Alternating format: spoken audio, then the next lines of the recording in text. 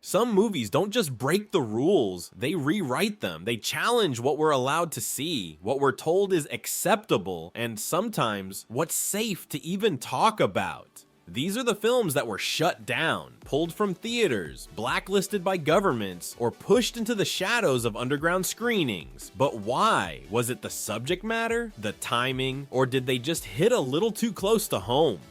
Today, we're diving deep into 10 of the most banned, censored, and controversial films ever made. The ones you weren't supposed to see, but somehow couldn't look away from. These aren't just shocking movies, they're cinematic lightning rods, igniting debate, outrage, and sometimes even fear. A Clockwork Orange. At first glance, A Clockwork Orange might seem like a stylized dystopian sci-fi film. Eerie music, surreal sets, strange language. But beneath its unique look lies a story that struck such a nerve it was voluntarily pulled from circulation in its own country for decades. Set in a future society teetering on collapse, the film follows a young man involved in extreme criminal behavior who becomes the subject of a controversial government rehabilitation experiment. While its core message critiques the loss of individual freedom and the dangers of state control, the film's vivid and unsettling content sparked widespread unease. What made it truly infamous was the public reaction. Reports circulated that real-world crimes were mimicking scenes from the movie. Whether true or not, the atmosphere of fear became so intense that the film was withdrawn in the UK. Not by officials, but by the creators themselves, who feared for their safety. It wouldn't return to British screens until after the director's death, decades later. It's a rare case where a film's psychological impact became its own form of censorship. The Last Temptation of Christ. Few films have walked the tightrope between artistic exploration and religious sensitivity quite like The Last Temptation of Christ. Rather than offering a standard biblical retelling, this film dares to explore the internal struggles of a spiritual figure, humanizing him in a way that some viewers found moving and others deeply offensive. The film was banned or protested in multiple countries, not because of overt content, but because of how it reimagined a sacred story. For many, the idea of blending spiritual themes with human vulnerability was too much to handle. In some places, screenings were shut down. In others, release was never even allowed. But interestingly, while it caused a storm of opposition, it also opened up new discussions about faith, identity, and how cinema can challenge traditional narratives. And that's exactly why it was feared by some. Not for what it showed, but for what it asked the audience to think about. Natural Born Killers. Natural Born Killers is not just a movie, it's a media grenade, a hyper-stylized, chaotic satire on violence, celebrity culture, and mass media obsession. This film tells the story of two young lovers who embark on a nationwide killing spree and become pop culture icons in the process. Its release triggered a firestorm. Critics were split, some called it genius, others labeled it reckless. The film was banned or censored in several countries, including Ireland and parts of Asia, for its graphic imagery and perceived glorification of violence. Even in the US, the MPAA initially demanded multiple cuts to avoid an NC-17 rating, but the real controversy came later, when several real-life crimes were linked to the movie. Lawsuits followed, debates exploded over media influence, and suddenly, a satirical critique of the news became part of the news. What makes Natural Born Killers so powerful and dangerous is that it holds up a mirror to the audience and asks, why are you watching this? It forces viewers to question whether the problem is the violence or our obsession with it. The Interview. Not all banned movies are violent or disturbing. Some are just too political. The Interview started as a loud, absurd comedy featuring two bumbling journalists sent to interview a world leader, only to be secretly tasked with a mission to eliminate him. But once the real-world implications set in, the laughs didn't seem so innocent anymore. The film's plot centered on a fictionalized version of a real political figure, which sparked international outrage. One country called it an act of aggression, production. Then came a cyber attack against the production studio, a massive breach that leaked internal data and caused panic in Hollywood. Major theater chains backed out of screening the film, and its release was temporarily shelved altogether. This wasn't just about censorship from a government, it was about intimidation on a global scale. Suddenly, a goofy comedy was a symbol of free speech versus fear. It eventually got a digital release, but not without leaving a mark, a reminder that satire can be just as dangerous as anything else. Salo, or the 120 Days of Sodom.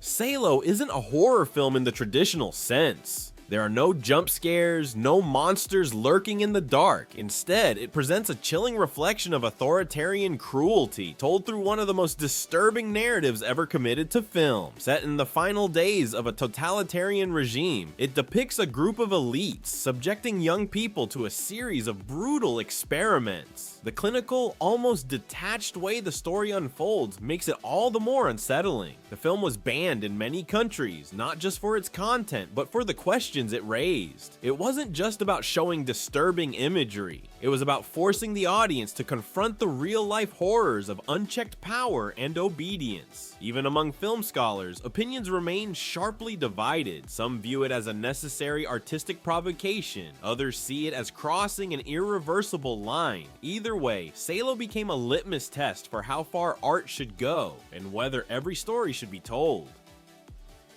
I Spit on Your Grave. Here's a film that remains one of the most divisive ever made. On one side, it's described as an exploitation film, raw, grim, and shockingly brutal. On the other, some argue it's a story of empowerment and justice, depending on how you interpret the events. The plot follows a woman who survives a horrific assault and then methodically tracks down those responsible. The film doesn't hold back in its depiction of trauma or revenge, and that's exactly what led to it being banned in many countries. For years, it was kept off shelves, condemned by critics, and excluded from major discussions. But over time, conversations shifted. Some began to re-examine it not as a celebration of violence, but as a grim reflection of resilience and the desire for control in the aftermath of trauma. Still, I Spit on Your Grave isn't a film most people enjoy. It's one they experience, debate, and never forget. The Texas Chainsaw Massacre.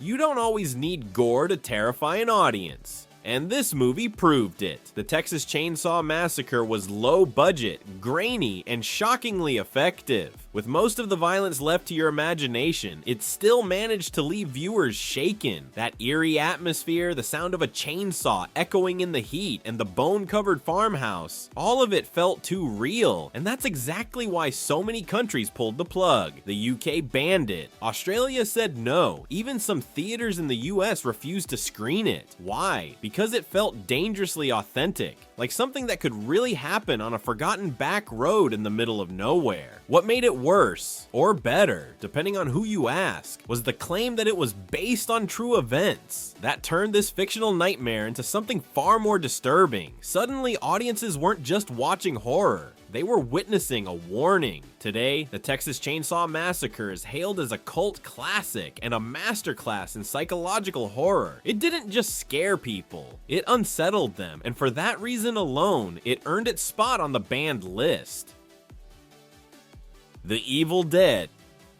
Before it became a beloved cult classic, The Evil Dead was considered public enemy #1, at least by censors. The film was low budget, intense, and gleefully over the top. It threw everything at the audience: demonic possession, relentless gore, and an atmosphere that was equal parts terrifying and chaotic. And for that reason, it landed on the infamous Video Nasties list in the UK, a blacklist of movies targeted for legal action in the 1980s. It wasn't banned for political reasons or social commentary. It was banned because it was too much, too graphic, too relentless, too unfiltered. For some, it was dangerous entertainment that blurred the line between art and excess. But time was kind to The Evil Dead. It's now seen as a landmark in indie horror, a bold experiment in what can be done with creativity, determination, and a chainsaw. Its sequels became even more popular, and its legacy helped launch the career of director Sam Raimi, who would go on to make major blockbuster films.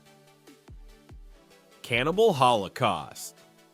Now this is where things get difficult. Cannibal Holocaust has been called many things over the years: shocking, repulsive, brilliant, irresponsible. And honestly, all of those labels might be true. It was crafted to feel disturbingly real, with handheld camera work and a story structure mimicking a lost documentary. The premise: a film crew disappears in the Amazon while investigating remote tribes. What follows is a recovered footage narrative that spirals into chaos. What caused the most controversy was not just the simulated violence, but the level of realism it portrayed. The film was so convincing that the director had to appear in court to prove his cast was still alive. Adding to the outrage were scenes involving animals, which drew condemnation from critics and governments alike. The movie was outright banned in dozens of countries and is still not legally available in some parts of the world today. It's an example of cinema going too far for many, yet still studied by film theorists as a groundbreaking piece of horror commentary.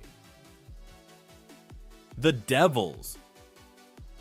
If there's one film that seemed tailor-made to provoke outrage, it's The Devils. Based on true events from 17th century France, the movie explores themes of religious hysteria, political corruption, and mass manipulation, all wrapped in theatrical visuals and psychological chaos. The film follows a charismatic priest accused of witchcraft by a group of nuns whose visions spiral into madness. What followed off-screen was nearly as dramatic. The graphic nature of the film, combined with its unflinching critique of religious institutions, triggered a tidal wave of backlash. Major scenes were cut, studios distanced themselves, and entire countries refused to show it. In the UK, it was released in a heavily censored form. In the US, it was practically buried. Even today, The Devils is difficult to find in its uncut version, and its legacy remains shrouded in myth. What makes it so haunting isn't just the imagery, it's the message. How easily belief can become a weapon, and how truth can vanish under pressure. At first glance, these films may seem like a random collection of edgy horror flicks, political dramas, and provocative comedies, but they all have one thing in common: they crossed a line. Sometimes it was a moral line, sometimes a political one, sometimes just a boundary of taste or tradition, and in doing so, they revealed something powerful, not just about society, but about the role of cinema itself. Movies have always been more than just entertainment. They challenge us, confront us, and occasionally make us deeply uncomfortable, and that's where their power lies. When a film is banned, it doesn't disappear. It becomes something bigger, a whispered legend, a cultural spark, a question we're not supposed to ask. In fact, the more people try to hide a movie, the more others want to see it. Curiosity becomes rebellion. Rebellion becomes conversation.